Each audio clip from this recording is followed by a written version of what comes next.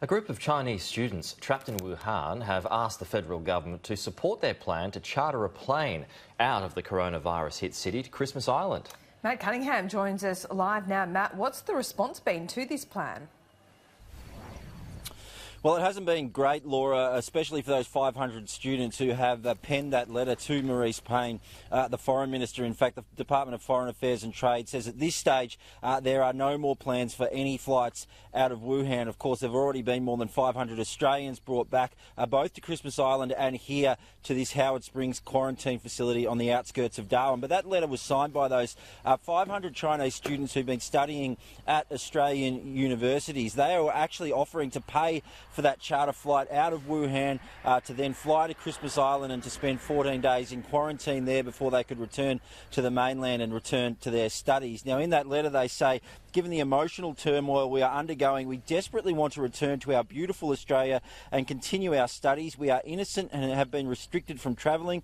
We are very healthy now and want to go out and complete our studies on time. But as I say, unfortunately for them, it looks like the bad news is that at this stage the Department of Foreign Affairs saying that they have no more plans for any more flights out of China.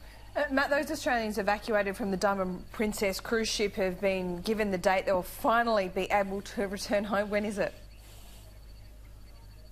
Well, they can set the alarm, Laura, for 1:30 a.m. on the 5th of March. That's very early next Thursday. That will mark 14 days, in fact, since they first got on that 747 in Japan and flew here to the Howard Springs workers' camp on the outskirts of Darwin. Now, they've been doing it reasonably tough here. They're now halfway through their quarantine period. We heard last night on Sky News from a couple who are here at the Howard Springs facility, Alice and Kim Vincent. They say they're being well looked after, but some of the conditions are perhaps not as flash as what they're used to.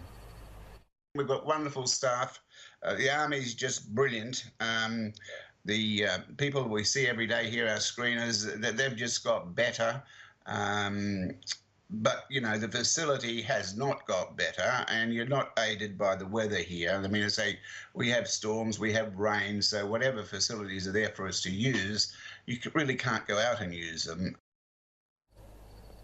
Some might argue that's just part of life in the top end at this part of the time of the year, the wet season, of course. But they are now at that halfway mark. They do have another 7 days, about 6 days, in fact, now to go before they can finally end that quarantine period, get out of here. There are about 160 people still here at the Howard Springs Workers facility. Of course, 8 of those have been flown back to their home states, those 8 people who have contracted the coronavirus. But those 160 or so who remain here, well, they can look forward to early next Thursday morning as the time that they can finally go home.